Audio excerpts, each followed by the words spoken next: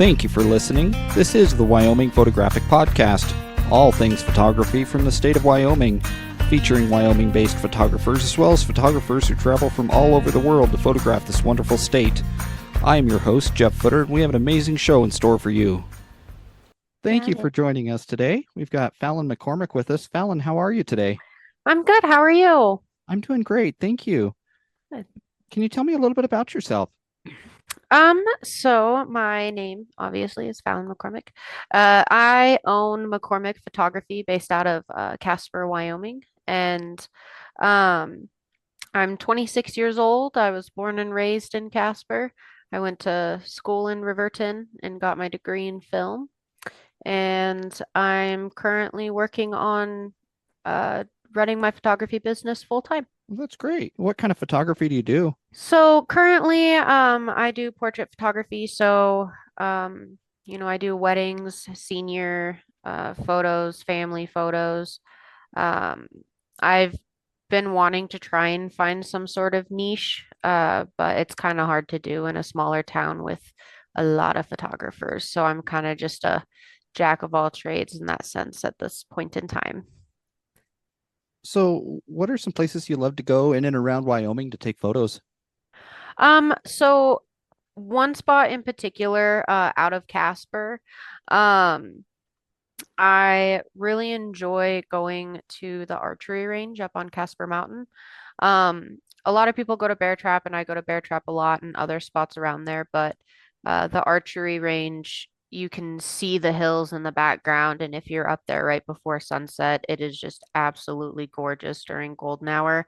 And there's so many different spots there that you can kind of play with to create different moods and things like that. So. Who's your favorite photographer? Who do you get your inspiration from? So I've been kind of thinking about that a lot in a couple of your other questions. But the one photographer I think I've really connected with was Henry Bresson. Have you seen his work or heard of him? I have not. So Henry Bresson, I watched a documentary on photographers in high school, and he pretty much pioneered street photography. So if you ever look his stuff up, it's very just kind of abstract and interesting of people just, going about their day. Some of the photos are blurry. They're all black and white. They're done in film. Um, but that's I really enjoyed his work when I was younger. Everybody says Ansel Adams or, some of these other landscape photographers, but Henry Bresson, he just captures people just doing their day-to-day things and makes it so beautiful. When did you start photography? So I took my first photography class when I was in seventh grade, and I completely fell in love with it. When I was going to college for film, I actually was getting my degree in photography as well. I just didn't finish my photography degree, but I did graduate with honors in film. Now, when you go do a photo shoot, what are some of the biggest fears and concerns prior to the shoot? So some of my biggest fears, I have a fear of failure. So I have a lot of anxiety just in general anyway. And so when I'm getting ready to go do a shoot, or even while I'm at a shoot, I'm always scared people aren't going to like my photos. So I actually, when I do a session, like a basic session with people say it's a senior shoot or a family shoot, I actually charge by the photo. And the reason being is, say I'll do a package with 10 photos. Um, they will sit down and they'll choose which photos they want, because I don't want to edit something that they aren't going to like or going to be happy with. And if, say, they don't find 10 photos they like out of our shoot, I will do another shoot for them for free, because I really am just nervous and scared the entire time that I'm not going to meet my quota essentially of photos for them to choose, or or that they're not going to like them and I'm going to have to reshoot. Because I've been on the other side of the camera doing modeling where they send me, 50 photos and I only like, 10, 20 of them, and the rest of them I'm like, oh, like I just wasted their time. And you know and so that's another thing, is I don't want them to feel like, bad for not liking the photos or whatever. So I think that's my biggest fear is I'm constantly just worried that they're not going to like my stuff or they're not going to tell me that they don't like my stuff and they're just going to, be quiet and not say, "Hey, can we do something different?" Or, "Hey, I don't like how that turned out." I even tell them to give me feedback after I edit them to see if they liked how I edited them or not. Where do you like to distribute your photos? What social media platforms do you use the most? So right now I'm using Facebook the most. I wish I could veer away from Facebook and from social media in general, but that's how you get your name out there and your work. But I am trying to incorporate Instagram a lot more with my photography page on there. And then I would like to eventually get into doing more TikToks, more or less just promoting myself or just showing my work. I just haven't gotten to that point yet. What type of photos do you typically prefer? Posed, candid, or creative? So I definitely prefer candid and creative compositions. I'm not great at posing people at all. I try to get my boyfriend to come with me to shoots a lot, because he is phenomenal at it, and I don't think he realizes how jealous I am of how well he can pose people. Um, but when working with clients, a lot of them don't have much direction either. And so sometimes I feel like we're both just running around with our heads cut off. And it's like, I don't know what to do with my hands. Well, I don't know either. And so we're just like, we'll figure it out. And that's literally how half my shoots go. But sometimes my best photos come out of that is when they're just having, a good time. What do you prefer as far as do you prefer black and white or do you prefer color? Um, I actually that is a really interesting question. So when I do a shoot, I always give my clients a color and a black and white of each, because um, black and white can always make a photo look better. Um, if you know, so if it doesn't look great in color, just pop it into black and white, and then you have a whole different vibe to it. But if I see someone who, posted my photos and they only posted the black and white, then I'm probably going to feel like they didn't like any of my colored photos. But, I love doing color. I love working with color. I love messing with contrast. However, black and white can be so powerful and it can really bring out the details and emotions in a photo. Um, some of my favorite and most popular creative works have been in black and white. I love the dark contrast and I really love grungy type photos. And when working with black and white, I can really get creative in the details I want to make pop and that wouldn't necessarily stand out in color. Harsh shadows and grainy textures, I can create the aesthetic that I really want to create with black and white. So I do love I love how black and white can be a good band-aid, but I also love how black and white can really bring out the power of a photo. You know, I've yeah, I don't know. Two of my award-winning photos have been in black and white. So, I think colors can be really distracting in an image and take the mhm. viewer's eye away from where you want it to see, where you want it to be. So I think black and white can eliminate that problem completely, and that's why they look better a lot of times. If you could Right. go back to when you first started photography and give yourself one piece of advice, what would that be? So it would be to please just to continue enjoying the art. I've gotten to a point in my life, and this has gone on for a while, that I really only took photos if it involved getting paid. Not just because I enjoyed doing it. Um, and so that's something I'm still trying to get myself out of is to just have the drive and the want to just go shoot to shoot, not shoot to, you know, make some money out of it. And not even necessarily make some money, but the money has like making money off of it has been a driving factor for me to go out and shoot, not necessarily because I want to. But I've used photography as an outlet for expression, mostly for mental health. Um, and I've done a lot of self portraits about my mental health. Um, and it's not something that I necessarily like want to do, but I need to do for myself, because it helps me release and it helps me express what I'm going through. but it also just lets me be me and just take photos that I want to take and that I want to focus on. And it doesn't necessarily have to be self-portraits, but just the idea of, I'm very big on spreading a message and telling a story visually. And so that's something that I want to get back into doing is just creating art, you know. So that's something that I would tell myself is like never just stop creating art just for you. What does your typical routine going out and taking photos look like? So when I get to location, I am instantly looking around and scanning the area for lighting and what it's going to look like with how compositions will be set up and whether I want to use a shallow or deep depth of field. So I know, what I want to keep in focus, what I don't, where lighting's going to be bad, if this person's going to, have a twig across their face or if there's going to be a dump truck in the background. But once I get there and once I kind of look around everything, I get a feel for maybe what their mood that they're wanting to set is.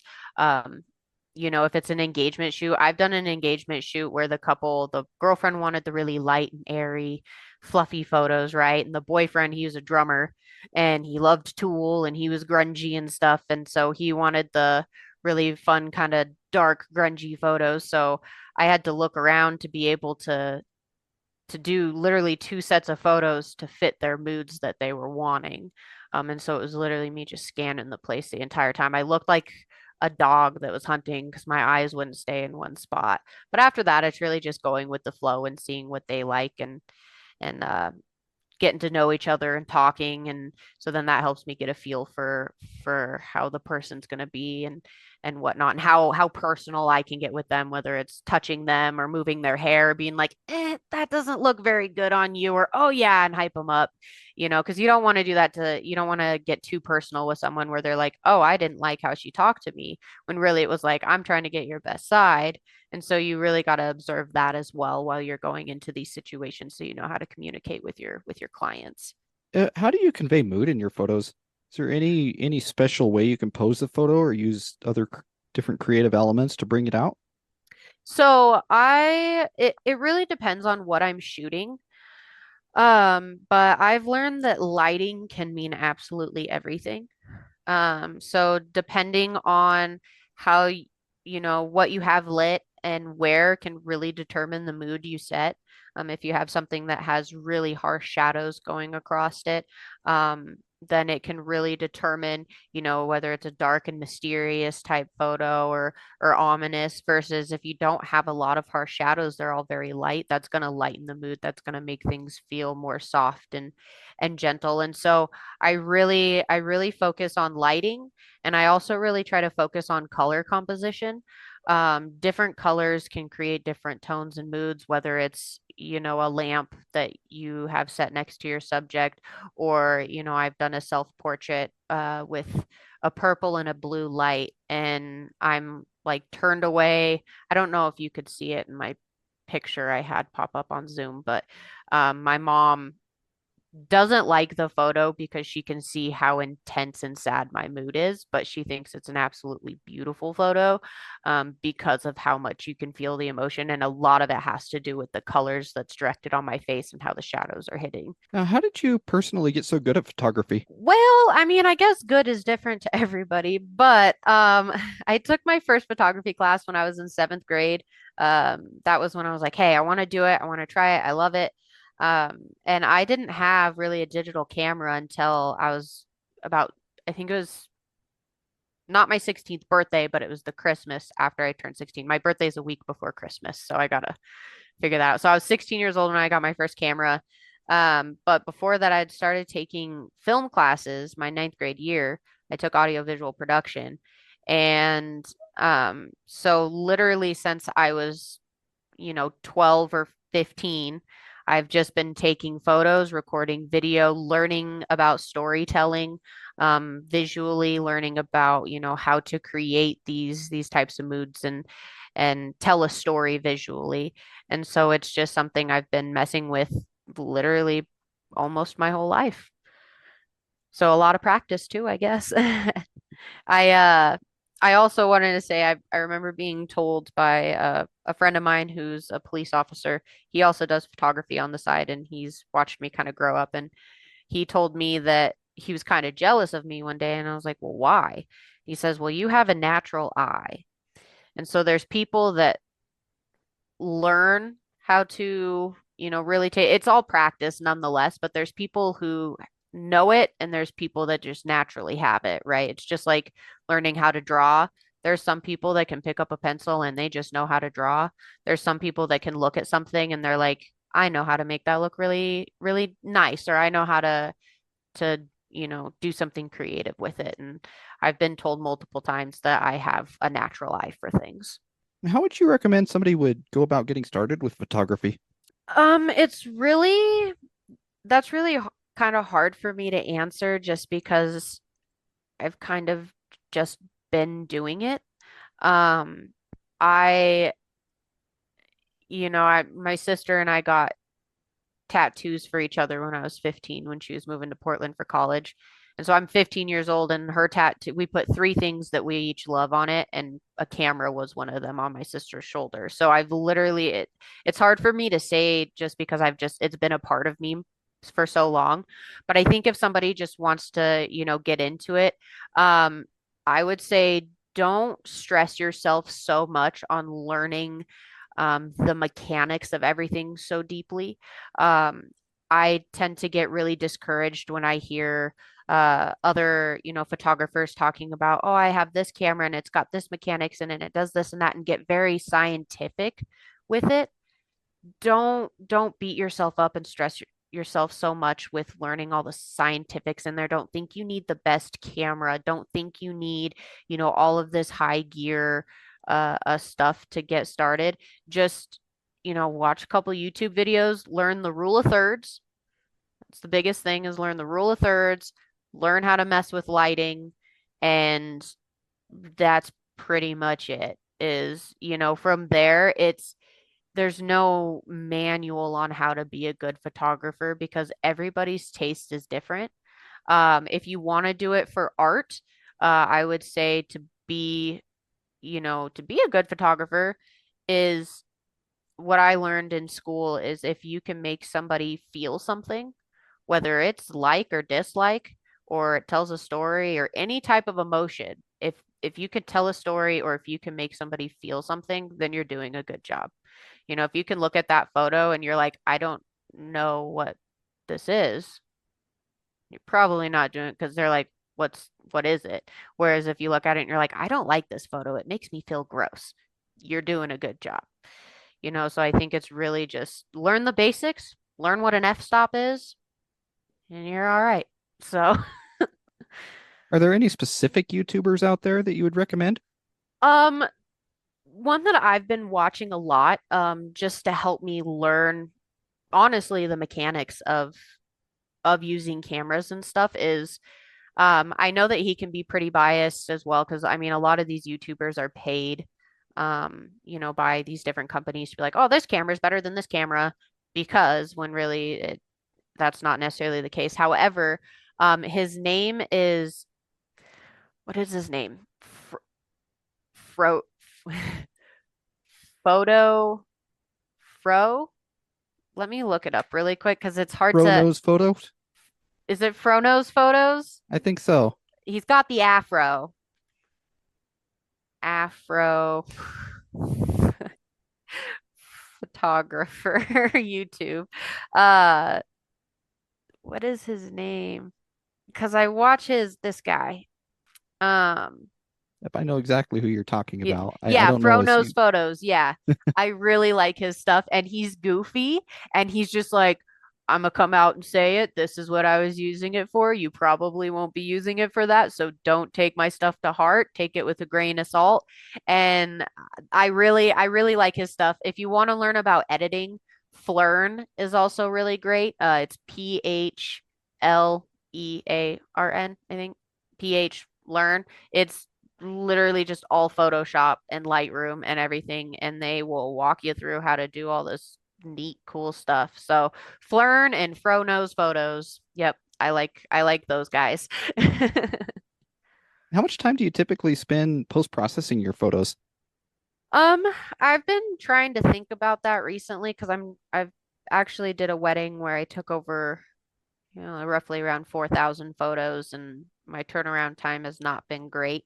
However, yesterday, for example, I edited 230 photos while deleting a bunch of photos in between in, I'd say, maybe like 4 hours. So but I can also spend on one photo, depending on what I need to fix or what I want to do better. I can spend an hour on one photo, or I can edit, generally my packages are either 10 or 20 photos that I'm editing. So I can edit like 10 photos in an hour, hour and a half. And that's with, I always do a basic edit. And then I used to never use Lightroom, by the way. So I did all of this in Photoshop manually up until probably the last year is when I started using Lightroom, and it was very confusing to learn for a long time. I didn't like it. I just always went into Camera Raw and Photoshop and was like, "Hey, touch up my photos, add my whatever I want to do." And I'm also just now using filters in my photos. So it's all been very new to me in this last year, but it used to take me when I would edit 10 photos just in Photoshop, it would take me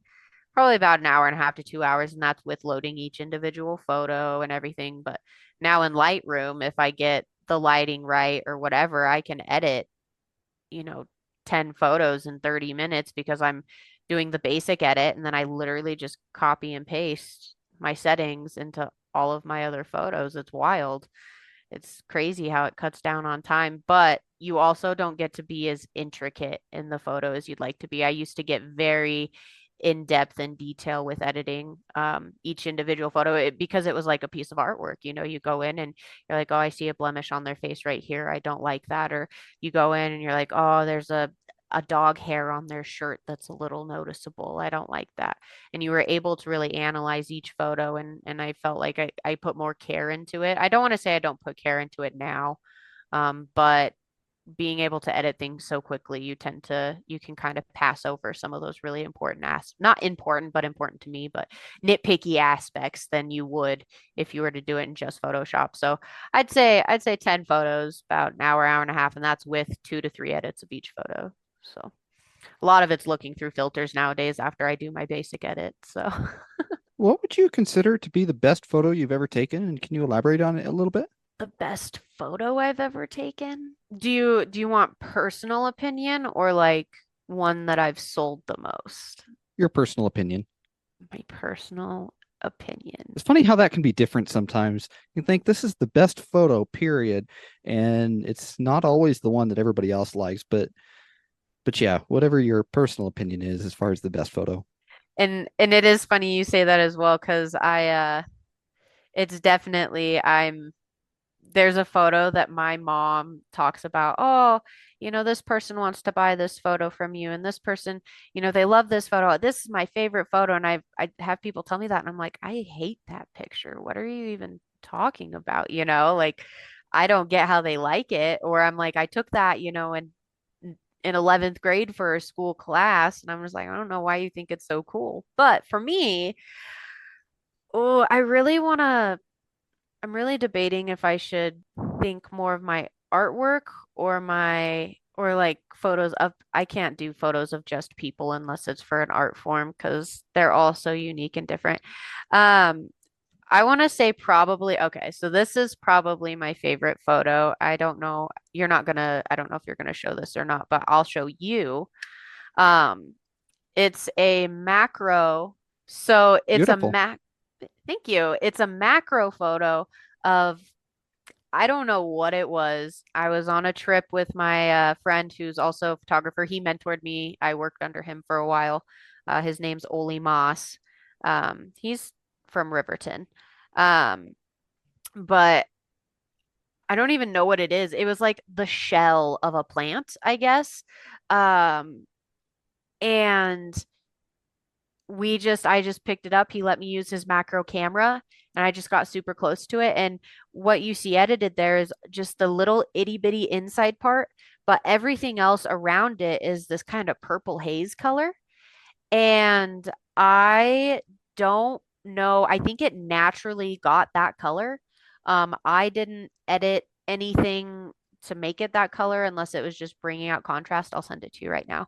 But all of this is essentially just its natural state. And like my mom, when I'm trying to get uh opinions or whatever, she's like, I just don't understand that photo. You see how it's like if it makes you feel something, you did a good job.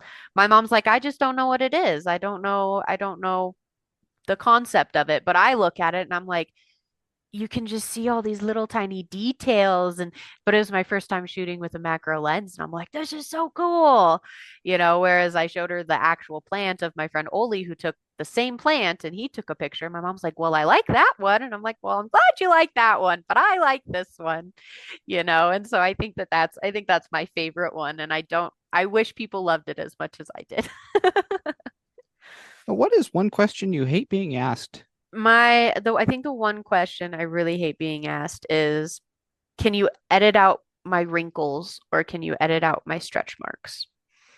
Um, when it comes to editing out like a pimple on your face, some blemishes or some redness on your skin, like I'm totally cool with that. I get it. You want an even skin tone, you want a soft face, but editing out wrinkles and stretch marks, um, signs of aging, things like that.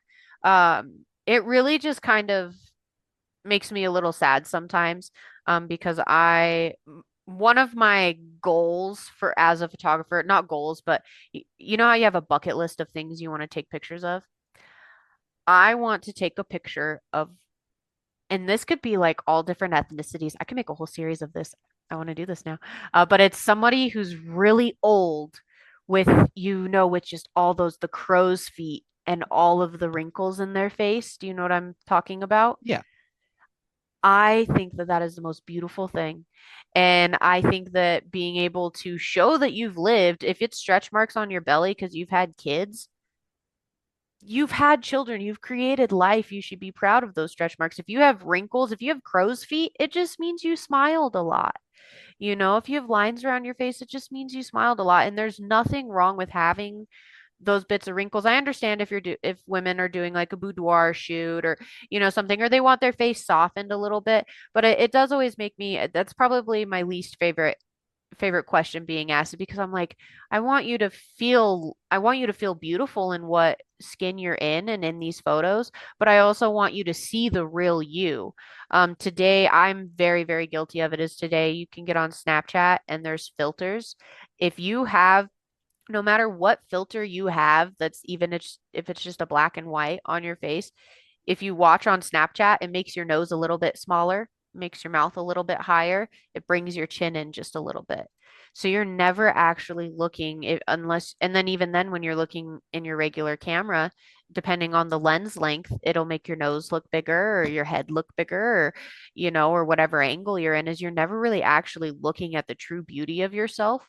And you're your worst critic. And so to hear people be like, oh, can you edit those out for me? I'm just like, but you're so beautiful as you are and in these pictures. So there are times I'll ask them, I'm like, can I edit? I'll edit them out, but can I show you a couple photos edited without them edited out? And I'll, show them, like, if you still want them edited after that, then I'll, take it out. But if we can keep it, then I would love to just keep it, because I want you to see how beautiful you are without these alterations. My sister used to edit out her freckles all over her face.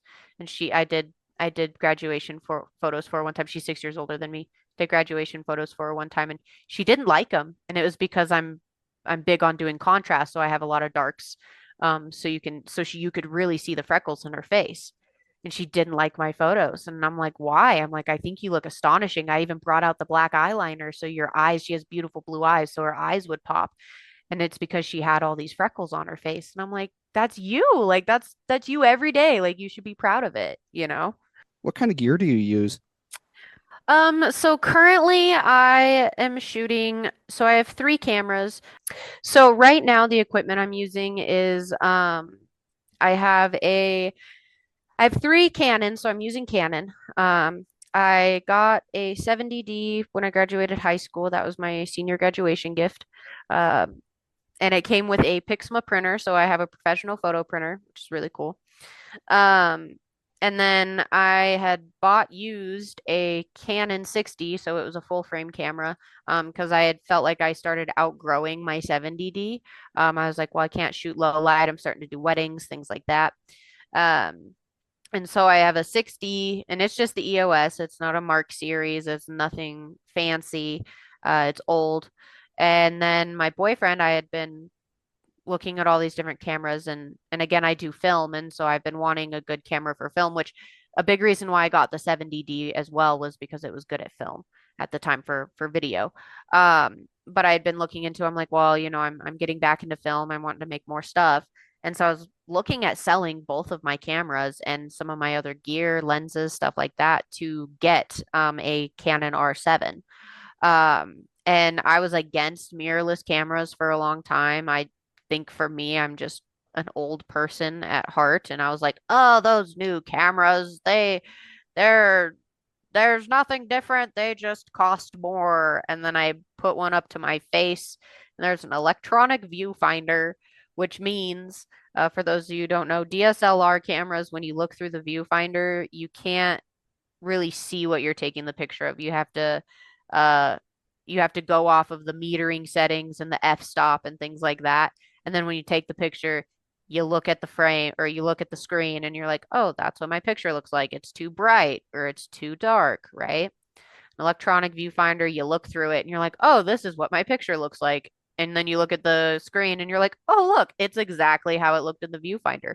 So, so I was just blown away by this concept. I have astigmatism and my eyes don't work great anyway. So being able to have that in the viewfinder, it, you also ultimately can take half the photos that you would on a DSLR camera because it's not you just messing with settings the entire time. You kind of know what you're going to take already.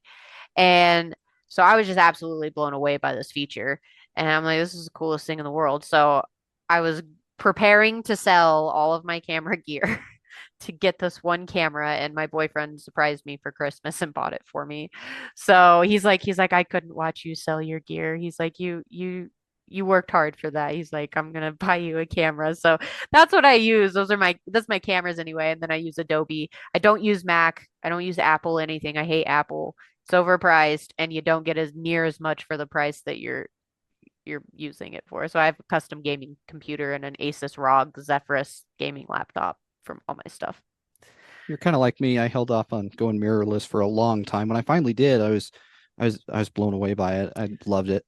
I still do. I mean, it's an awesome camera compared to Hmm. what I had for a DSLR. So Well, and the thing with mirrorless too is that I was watching, I'm pretty sure it was Frono's photos. He's like, they're going to be discontinuing DSLRs in the next couple of years. It's going to be a thing of the past. It's going to be a relic. He's like, so you better just switch and learn now. And I'm like, ah. But yeah, since I've started, and even then so I have an R7, which is one of the best for the price for video. But also it is a crop sensor, so technically it's, not as good for low light, quote unquote, but I'd learned that even the crop sensors now, because of how many megapixels there are in the R7, there are some full frame mirrorless cameras now that don't technically push as good of quality as the R7 does. And so I'm big on wanting to be able to shoot as much as I can in low light. And so I wanted a full frame, but I was like, well, I want video, but full frames are also way expensive unless you get kind of, a lower end one. And so I was told recently that they're like, well, yeah, you have a crop sensor. He's like, but you have more megapixels, so yours is actually doing better in low light than mine is. And I'm like, oh my gosh. So for the price of what it was and what I'm getting, I'm like, man, like this is two cameras in one essentially. I'm like, this is great. what other essential items do you typically take with you when you go take pictures other than a camera and lenses? So I always have SD cards. I actually have a friend who's giving me a case for SD cards because right now it's literally in a little Tupperware box, but I always have SD cards constantly. And I double charge batteries. I always keep a speed light with me, even though I never ever use it. But I think just to go shoot, I don't know, I have an entire backpack that's like 50 pounds of just in cases. So I keep all three of my cameras with me at all times, unless in case I'm like, oh, I want to try this camera. Oh, let's try, this lens won't fit on this camera, so I gotta switch cameras. So I literally just have everything. Oh, I will say the one thing I have been taking with me, especially if I'm doing outdoor shoots, is I recently got it, and it is a reflector board that you twist and it pops out, and it's got silver, and then it's got gold, but one side is silver and black, and then you unzip it, and then you can flip it over, and then one side is gold and white, and then you take the casing off completely, and it's a giant soft box. It's the coolest thing ever. Sweet.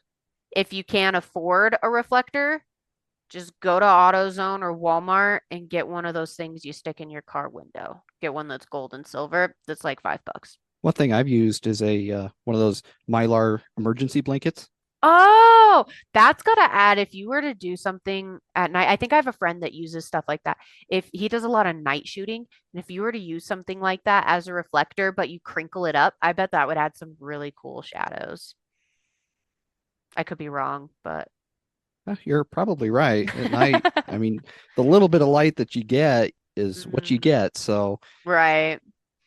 Right. But yeah, no, that bounce board has saved my life so much. Even just to block when I'm in trees and there's like, leaf imprints on people's faces. I literally just would be like, "Hey, can someone come hold this if there's a second person?" And they just block the person. Like they don't even need it as a softbox or anything. They just block the person with it. I'm like, "Look, natural shade. It's awesome. It's great." what kind of questions do you usually ask yourself before you take a picture? If it's of other people, um, the question I ask myself is, will they like this? Or or I'll ask myself, am I getting their good side? Or like it's always if I'm taking it for other people, I'm either asking myself, or sometimes I'm asking myself, why am I so hungry? I just ate. Um, I have ADHD, so a lot of times I'm not even thinking, or if I am, it's just random stuff. But when it comes to thinking about photos, if it's for art, I'm always asking myself like, what am I trying to get out of this? Um, so there's I I have pictures of like just records or just random stuff, but I'm always in there. I'm like, what am I trying to get out of this, or what do I really want to focus on? That's another big one, is what am I trying to focus on? So if it's a landscape photo, what am I trying to make the focal point? Is it the trees off to the side? Is it the mountain that's smack in the middle, or is it the sunset, or is it the river underneath? What am I wanting to make the focal point? And I guess that goes for portraits people too. Obviously, you want the person to be the focal point, but do you want it to be them holding up a flower next to their face, or do you want it to be them, um, the big blue chair that they're sitting in? It's so I think that's probably the biggest question, is what do I want to be? What do I want people to notice first when they look at it? What are your thoughts on AI and how it affects photography? So it depends on the AI you're talking about, because my first thoughts was I do have, people are scared of the apocalypse, but they're scared of like zombies, or like another virus, or like aliens, or the second coming of Christ. I'm scared of AI. I do have an actual fear of artificial intelligence taking over and iRobot being a thing. So I I also, again, being a filmmaker, the writer strike that's going on currently, on they're scared of AI. People are like, oh, we'll just make a movie with AI. So for photography, I think that it can be very useful, but I also think that it can be very creative, but it also can take away from a lot of the meaning. Like how I had brought up how Lightroom, you don't really get in depth with the photo that you're trying to edit because you can just mass edit these pictures. I feel like it's the same with AI is that, I just saw it presented on my computer with Adobe is they're like, type in, it's a picture of a library and it was like, type in mossy grass with a pond around it. And it just popped that right in the middle where they had selected. And it was like, type in tiger drinking from pond. And it just popped that right in there too. And I'm like, that is awesome. But at the same time, like, go find that tiger and take a picture of it unless you're doing graphic design. However, also AI can be phenomenal in the sense of I just discovered there's a denoising tool on Lightroom that's an AI. And I had taken I was pushing the limits on my ISO. So I had some pretty grainy photos because it was kind of dark. And I was like, these photos are beautiful, except I can see the pixels in the grain. And I was like, I don't know how to fix that to make it look not so smudgy, right? I was like, what's this AI thing? Whatever, I'll try it. And that photo is so smooth like butter. And I'm like, man, that is gorgeous. Like, it's so beautiful. It looks just clean. Like, lighting was great. And I'm like, I wish I could do this to all my photos, but it takes like a minute to render. I'm like, I don't want to wait, 20 minutes to render 20 photos. And so I think that it can be very beautifully done and it can be used in a great way. But I also do fear not necessarily that it's going to take our jobs, but that it is going to take away from some of the creative aspect, the thinking process that goes into creating some of these great photos. It used to be a lot of either searching Google for cool images, but also like doing overexposure to where you're stacking photos on top of each other to create something. Now you can just kind of like type it in the search bar and it shows up. And then instead of being like, that's exactly what I wanted, more than likely it's gonna be like that'll do, because I've messed with AI imaging and it doesn't always give you exactly what you want. It gives you an idea of what you want, but not always exactly what you want. And so that is kind of a worry for me with photography and AI is it can be great, but it can also create, I don't want to say lazy, but take away from the creative aspect of things. Fallon, are there any topics today that I didn't cover that you'd like to elaborate on at all? So you did have one in here, a question that maybe I just didn't answer it. Is I like see some of these I literally wrote a book and then I forgot to answer some of the other ones. I think one of these questions was what was the best compliment for a photo you've ever received? And I didn't hear you ask that. Did you ask that? I don't think I did. I wrote a book too on that one, but I also have like four answers of different things, so I want to know what your answer to it would be. My answer would be for me personally, I was out of town, 200 miles out of town, and I handed a cashier my debit card. She looked at it, looked at the name, and said, "Oh, hey, are you that photographer?" Aw, that's She said, "Yeah, I follow you on Facebook." And I thought that was just, you know, that I have a fan out there. That was the coolest thing ever. No, that's awesome. I like that. That would have made me cry. So the best compliment for a photo I've ever seen, because when reading that question, I didn't know for sure if you meant like a particular photo or if you meant like during a photo shoot or if it could be video film related. And so I have like a lot of different thoughts because yeah, Just anything, really. just anything. So I do want to tell you a couple because this is about hyping myself up too. But what I had written down originally was just two that had really made an impact on my self-esteem recently. Um, and I like to put these in because I struggle very, very badly with my self-esteem and whether I'm good enough at anything, not just photography, not just videography, if I'm good enough at being a dog mom, like I'm just constantly struggling with that. And so I recently had done a senior shoot, and the parents, they're from Wisconsin, and they've been here for 5 years, and they were a hoot. It was awesome. I loved them. But they told me that they were so impressed because I was able to get their son to laugh and smile and come out of his shell. I guess he's had a hard time opening up to people and like making friends and things like that. He was always very kind of reclusive. Um, and I guess they had told me that they'd showed their family friends, some of the unedited photos I had taken, because a lot of times I put it on an online gallery. They can go through it at home and look at them and pick which photos they like, or narrow them down. And so they were looking at all of these unedited photos. I don't weed anything out because again, there's a photo that I may not like, and I'm like, he's blinking with one eye. I don't know, but they may be like, that's an awesome photo. It's hilarious. His dog is having the time of his life. I don't care that he's blinking or that his hand is blurry or whatever. So I just keep all the photos in there.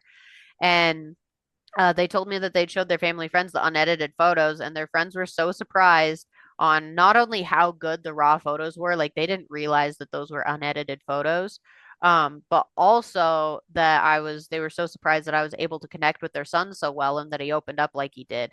It just made me feel like I wasn't just doing a job, but I was making some type of positive difference in their life at that moment. I wasn't just taking pictures of their kids. I was building a connection with them and with their family and learning more about them. And so um, that was really nice for me to hear. Um, and then I also did a wedding for a friend recently, and after I'd done the wedding, I know I talk a lot about mental health, but I'm a very big advocate for it. I actually have an award winning film about mental health. Um, but my mental health had gone kind of haywire after that. I've been coming off of some medications and trying to run a business with ADHD brain, not knowing where anything's at. And um, she has high functioning autism, and her and I have some overlapping symptoms that we can connect on each other with.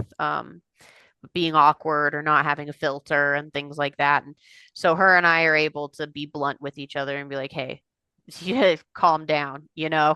And so I'd asked her after I'd done it, I felt like I took a while to get her photos done. And so I had asked her, I was like, be 100% honest with me, like give me feedback, good, bad, ugly. Like I need to know what I can do better. I also felt like I didn't do my absolute best at her wedding. Again, it was kind of all over the place and stuff. And she put that in there that not that I didn't do my best, but she was like, yeah, it was pretty hectic. Like, things didn't go as planned for them either. But she had written to me, and I'm going to quote it, is this made me like want to cry. She said, I have one problem with everything, and that is you need to charge more. Your quality of work is phenomenal, and you are worth so much more than you are actually getting. And just to hear that I'm worth more just really made me, you know, I'm like, like, thanks. But yeah.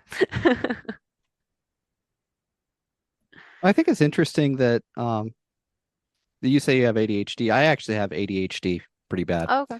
And I don't know how many photographers I've met that have ADHD.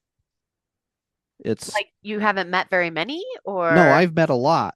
oh. A lot of photographers out there have ADHD. Hmm. And it's maybe a symptom of ADHD is photography, but I think what it is one of my very good friends, he has pretty wild ADHD. And so mind you, like again, and obviously there's a spectrum of ADHD as well. Some have it pretty bad, some not. Being a girl, it's hard for women to get diagnosed at a young age, because we tend to be like overachievers or it's not really noticed as much or just daydreaming. My mom was giving me coffee in kindergarten to calm me down because she knew I had ADHD. So I'm literally like top tier distraction zone over here. And my one of my really good friends, he does phenomenal photography, and he has pretty bad ADHD too. And when we get together, like it's just like we'll finish each other's sentences, but not to where it's like, oh yeah. So then I was thinking, I'm like, oh yep, nope, let's walk over there. And he's like, oh, but this would be really, and I'm like, yeah, no, that would be really awesome. And people who are sitting with us, they're like, what are you guys talking about? And we're like, oh, we're talking about like this filter over here, like this light right here, like that would look so cool with this, right? And they're like, what? I'm like, you got to be in our brain to understand. Like we get each other so well and we work together so well because we just are on the same same playing field, and it's awesome. I love it. But I've actually had a hard time.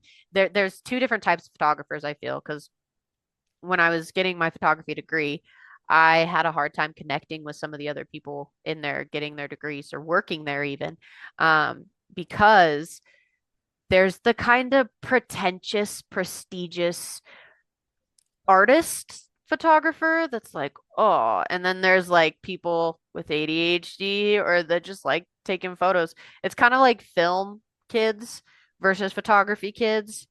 I got along so well with the film kids because they were also like that. They're just like, yeah. Whereas the photography kids are like, you have to have it set up this way and make it look this way. And it has to be. And I'm like, but why? And then they're like, oh, because, and would be very kind of pretentious and prestigious about stuff. Whereas like the film kids were like, I don't know, because it looks cool, and so it definitely is a mindset as well of artist mind or whatever. Because I know that I've had a hard time connecting with a lot of photographers, but there have been a lot of photographers that I'm like, you're awesome, like let's hang out. But then there's some where I'm like, yeah, you're a little uppity. I don't know what to think of that. I don't know if that sounded bad or not, but No, you're good. Anyway, Fallon, how would listeners go about viewing your work? Where can we find your work? And I gotta say, I am impressed with your photos. I've looked through them, and everything looks pretty awesome. oh, thank you. So currently, and I am thinking about changing my name soon, possibly. So I'll put both in there. My business name. I'm working on getting it like full legit legalized. Not an LLC quite yet, but like registered for tax purposes, and so they'll take my money and I can buy a house eventually. So, um, but currently on Facebook, it is McCormick Photography. Um, and on Instagram, it is, I think it's McCormick Photography underscore WY. Let me double check on that, but I'm pretty sure that's what it is. Or no, it's McCormick underscore photography WY. And then I do have a website. However, I don't have my own custom domain. So if you just Google McCormick Photography, Casper, Wyoming, or you go to my Facebook page, it will take you to my website that has prices. It even has my prices for artwork for sale. Um, I haven't been updating photos on there quite as frequently as Facebook. Facebook is still my number one that I'm putting stuff on there. I have a YouTube with my short films that have won awards. So one of my short films is won Best Wyoming Film in the 2019 307 Film Festival. That was an international film festival. So that's YouTube. It's Falon Ito 1218, Falon ITO 1218. Then I have TikTok, which is also Falon ITO. But for photos specifically, Facebook and Instagram. Well, Fallon, it was really good having you on today. Thank you very much. I really enjoyed talking to you. Thank you. This was great. Thank you. I really enjoyed chatting with you, and we'll have to hang out and talk over actual like photo stuff too. That'd be fun. Yep, absolutely. So if you want back on the show sometime, just let me know and we'll get it set up. I'd happily. That'd be awesome. All right. You have a great day. You too. Thank you. This has been the Wyoming Photographic Podcast, all things photography in the state of Wyoming. Thank you for joining us, and we'll catch you next time.